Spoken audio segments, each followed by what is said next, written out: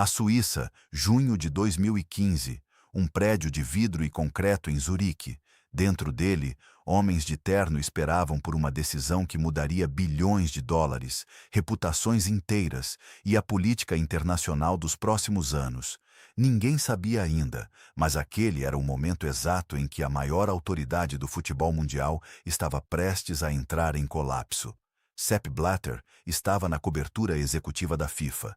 Ele tinha 79 anos, controlava uma organização que movimentava mais de 4 bilhões de dólares por ano e tinha a respeitabilidade de alguém que dirigiu a Federação Internacional do Futebol por 17 anos consecutivos.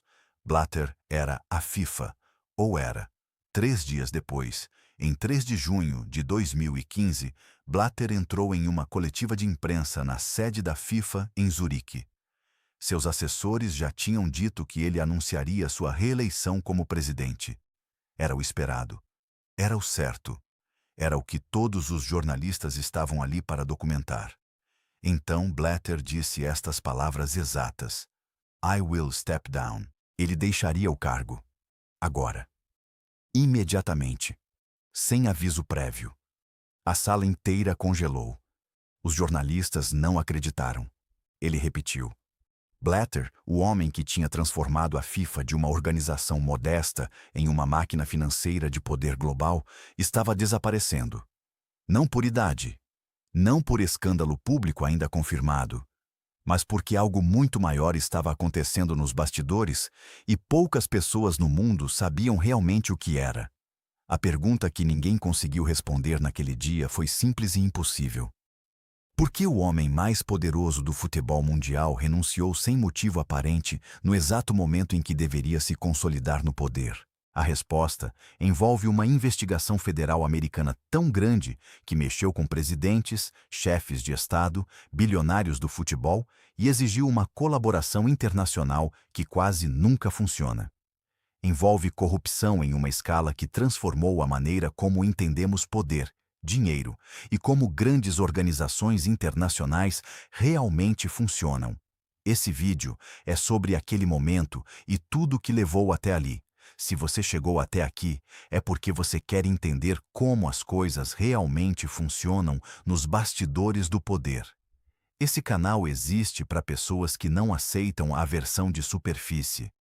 Aperta o sino agora para não perder o que vem depois. A história começa não com Blatter. Começa com corrupção tão sistemática que ninguém conseguia acreditar que era real. De 2009 a 2014, a FIFA tinha que escolher onde sediaria as Copas do Mundo. 3 decisões enormes: 2018, 2022 e 2026. Cada uma valia centenas de milhões de dólares. Infraestrutura, empreitadas, desenvolvimento urbano, propaganda global. Quem ganhava a candidatura ganhava o direito de transformar seu país no palco do evento mais assistido do mundo. Em 2010, a FIFA votou para escolher quem sediaria a Copa de 2022. Catar venceu. Um país com 300 mil habitantes, um deserto com temperaturas acima de 50 graus Celsius em junho e julho. Um lugar onde o futebol não tinha tradição de nenhuma magnitude. Um país que nunca tinha sediado uma Copa do Mundo. Catar ganhou contra candidaturas dos Estados Unidos, Austrália, Japão e Coreia do Sul. Dezenas de jornalistas começaram a fazer perguntas. Como Catar ganhou? Quem votou? Quanto custou? A resposta começou a aparecer em 2011, quando um executivo da FIFA chamado Mohammed bin Hammam foi investigado por suborno. Bin Hammam era do Catar. As investigações mostraram pagamentos que ele havia feito a membros votantes da FIFA, não centenas de milhares de dólares, centenas de milhões. Mas as investigações ficaram lentas, muito lentas. Em 2014, investigadores federais americanos começaram a receber informações de confidentes dentro do futebol internacional. Um deles era Chuck Blazer, vice-presidente da CONCACAF, a Confederação do Futebol Norte-Americano. Blazer tinha acesso completo aos bastidores. Tinha conversas, tinha documentos, tinha nomes. Blazer começou a entregar informações ao FBI em 2011. Não porque era um homem de princípios, porque tinha medo. Ele tinha câncer e sabia que a vida dele ia acabar. Decide compartilhar tudo o que sabia. Entre 2012 e 2014, o FBI construiu um caso que se transformaria em uma das maiores operações anticorrupção que o Bureau tinha executado contra uma organização internacional. Em 2013, a investigação foi expandida. Agora não era só sobre o voto da Copa de 2022, era sobre bilhões de dólares em televisão, patrocínios e direitos de transmissão que haviam sido roubados sistematicamente durante décadas.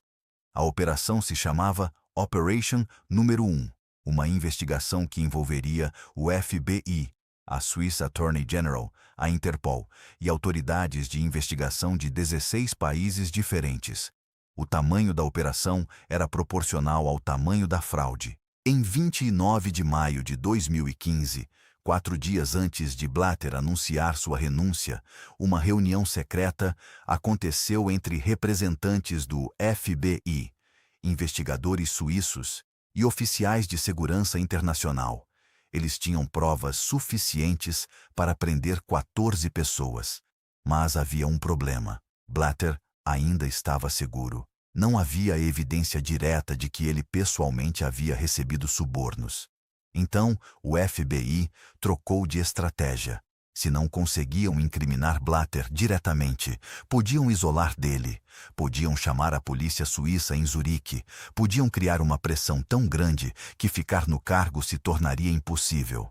Blatter recebeu uma comunicação confidencial do governo suíço em 31 de maio de 2015. 3 dias depois, em 3 de junho, ele renunciou. Ninguém sabe com precisão o que foi dito naquela conversa, mas o timing era perfeito, muito perfeito. A operação funcionou através de um mecanismo que é raramente usado contra organizações internacionais: a jurisdição federal cruzada. Os Estados Unidos não podem normalmente investigar uma organização suíça, mas podem investigar se essa organização cometeu crimes que envolvam o sistema bancário americano. A FIFA movimentava dinheiro através de bancos nos Estados Unidos constantemente. Direitos de transmissão eram pagos em dólares. Patrocinadores americanos transferiam valores para contas FIFA. Cada uma dessas transações deixava um rastro digital que o FBI podia rastrear. O investigador David Cohn, jornalista de investigação do The Guardian, documentou em 2014 que a FIFA tinha recebido centenas de milhões em subornos através de intermediários ligados aos votos da Copa de 2022. Os pagamentos apareciam em registros bancários. Havia nomes, datas, quantidades. Não era especulação. Era documentação de crime financeiro claro.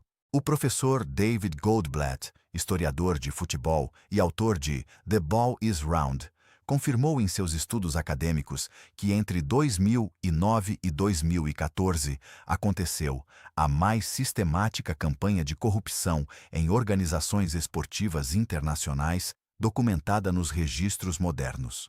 A prova técnica era esta. A FIFA tinha um sistema de votação eletrônico, mas também permitia votação presencial. Os votos presenciais não deixavam rastro digital claro. Então, confederações que queriam subornos pediam votação presencial. Executivos ofereciam dinheiro em dólares americanos poucos dias antes do voto. O dinheiro passava por bancos internacionais. Esses bancos tinham contas nos Estados Unidos. O FBI via tudo. A operação documentou um padrão. Quando países gastavam dinheiro em campanhas de voto da Copa do Mundo, esse dinheiro não ficava na FIFA de forma legítima. Ficava em contas pessoais de executivos da FIFA, contas em paraísos fiscais, contas em bancos suíços. Esse é o sistema de corrupção documentado. O drama econômico é enorme. A FIFA movimentava, em 2014, mais de 4 bilhões de dólares por ano. Desse montante, estima-se que entre 300 e 600 milhões eram desviados anualmente para subornos, comissões ilícitas e pagamentos a intermediários. Esse número vem de auditorias independentes conduzidas após 2016 por consultores contratados pelo novo governo da FIFA. Não é especulação, é documentação de fraude financeira de escala gigantesca. A descoberta mais surpreendente foi esta. A FIFA tinha assinado contratos com empresas de marketing que não eram empresas legítimas. Eram cascos vazios. Recebiam centenas de milhões da FIFA, depois moviam esse dinheiro para contas pessoais de oficiais da FIFA espalhadas pelo mundo. A empresa de auditoria Deloitte, contratada para investigar após 2016, confirmou em seus relatórios que essa era uma estrutura sistemática de roubo, não de gestão incompetente. Hora de ser honesto. Essa corrupção não foi descoberta porque os sistemas de vigilância internacionais fossem perfeitos. Foi descoberta porque um homem com câncer terminando de viver decidiu contar a verdade. Se Chuck Blazer tivesse simplesmente silenciado, a corrupção continuaria acontecendo. Há limitações reais em como descobrimos crime financeiro internacional de escala dessa magnitude. Dependemos muito de confidentes, de pessoas de dentro que decidem falar. Manda esse vídeo para alguém que pensa que corrupção é coisa de país pobre ou de gente sem educação. Corrupção de bilhões de dólares acontece nos lugares mais visíveis do mundo. Um compartilhamento seu pode abrir os olhos de quem pensa que essas coisas são ficção. A FIFA, em 2014, era uma máquina de 4,5 bilhões de dólares por ano. Essa não era uma organização pequena que podia ser supervisionada facilmente. Era maior que a receita anual de muitos países. Era mais poderosa, em termos de influência cultural e política global, que muitas nações. A estrutura econômica que permitia essa corrupção era esta. A FIFA tinha direito de vender os direitos de transmissão da Copa do Mundo. Cada país de televisão pagava centenas de milhões por esses direitos. Depois, a FIFA tinha que distribuir essa receita entre as confederações nacionais, os estádios e a organização da Copa em cada país. O dinheiro fluía em múltiplas direções, através de múltiplas jurisdições, de múltiplos bancos. Rastrear cada real era impossível sem ferramentas digitais de nível federal. O sistema de governança da FIFA era tal que o presidente tinha poder para assinar contratos bilionários praticamente sem votação de conselho. Blatter tinha autoridade para contratar empresas de marketing que depois recebiam centenas de milhões. Ninguém questionava, porque questionar significava arriscar sua posição na FIFA. A indústria do futebol construiu seu modelo de negócio sobre a premissa de que a FIFA era o único árbitro legítimo do esporte globalmente. Nenhuma confederação nacional podia se opor a decisões da FIFA, porque ficariam banidas. Nenhum jogador podia reclamar porque sua federação responderia à FIFA. Nenhuma mídia podia investigar com agressividade porque perdia acesso às transmissões. Essa era uma estrutura quase perfeita para a corrupção.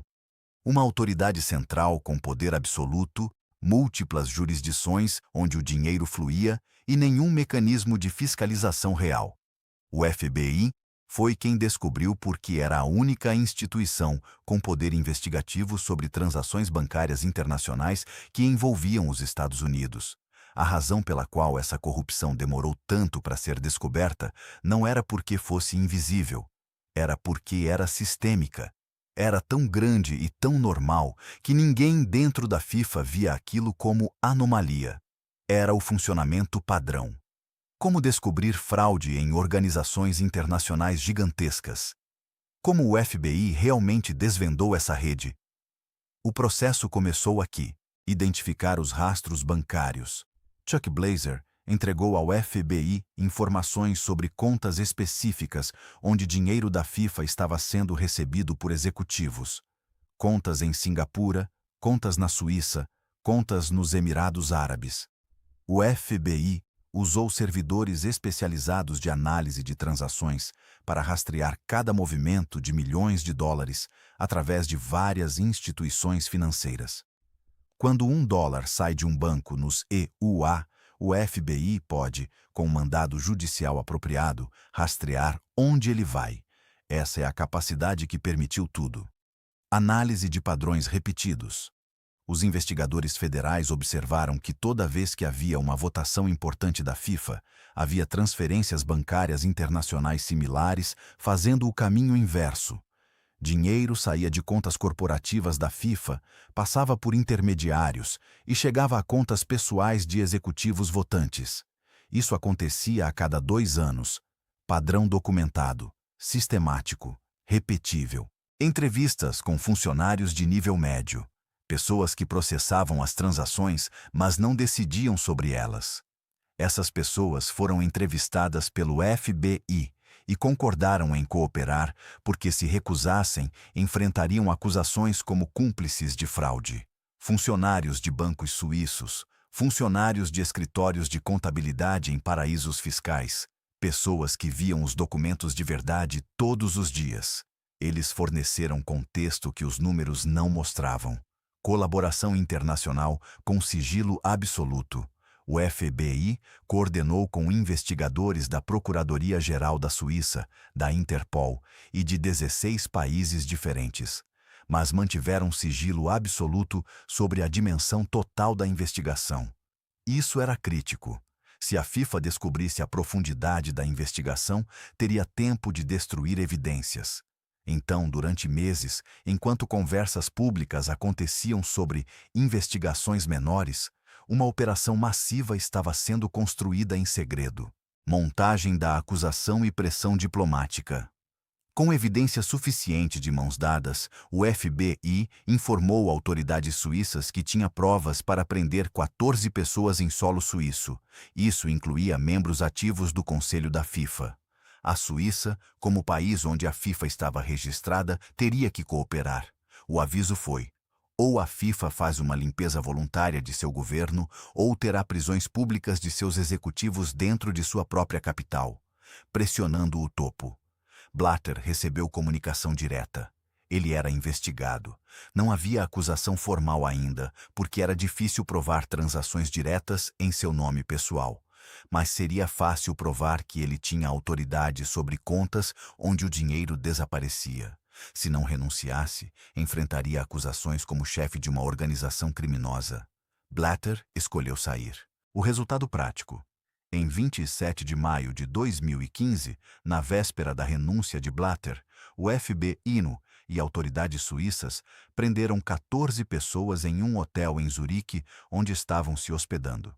Inclui vice-presidentes da FIFA, presidentes de confederações continentais e executivos de marketing, todos acusados formalmente de corrupção, lavagem de dinheiro e extorsão. Hoje, mais de 10 anos depois, a FIFA tem um novo sistema de governança. Tem auditoria independente. Tem limite de mandato para o presidente. Tem comissões anticorrupção com membros externos. Não porque a FIFA decidiu ser melhor, porque não tinha escolha. Porque uma investigação federal americano revelou que o sistema precisava ser quebrado para ser reconstruído. Você saiu desse vídeo sabendo como uma investigação real destrói corrupção internacional de escala bilionária. Esse é o acordo desse canal. Cada vídeo, você sai sabendo mais do que entrou. Inscreve para continuar abrindo como as coisas realmente funcionam. Ativa o sino. Voltamos ao início. Sepp Blatter em Zurique. Um homem de 79 anos que controlava bilhões de dólares. Um homem que tinha construído um império, que tinha viajado o mundo, que tinha sido fotografado com presidentes e celebridades. 3 dias depois daquele momento, Blatter renunciou, porque soube que havia pessoas dispostas a colocar a verdade acima de sua posição. Porque um funcionário com câncer decidiu falar. Porque investigadores federais americanos fizeram seu trabalho com metodicidade e sigilo. Blatter não foi para a cadeia, mas sua carreira terminou. Seu legado foi transformado em símbolo de corrupção. Sua renúncia marcou o começo da reforma de uma organização que tinha estado podre por décadas. O que ficou como lição: corrupção de escala gigantesca não é invisível, é rastreável. Requer paciência, requer dados, requer colaboração internacional, requer pessoas dispostas a arriscar suas próprias posições para revelar a verdade. Você agora entende como a FIFA realmente funcionava nos bastidores. Você sabe que não foi acidente, não foi incompetência, foi um sistema construído deliberadamente para que o dinheiro fluísse para as pessoas certas, enquanto o mundo assistia ao futebol. Isso é o que separa quem entende como o poder realmente funciona de quem acredita nas histórias oficiais. Esse foi o cofre de hoje. No próximo vídeo, a gente abre algo ainda mais pesado. Como governos inteiros usam esportes para lavar dinheiro e construir reputação internacional. Inscreve agora. Ativa o sino. Cada semana um novo cofre abre aqui.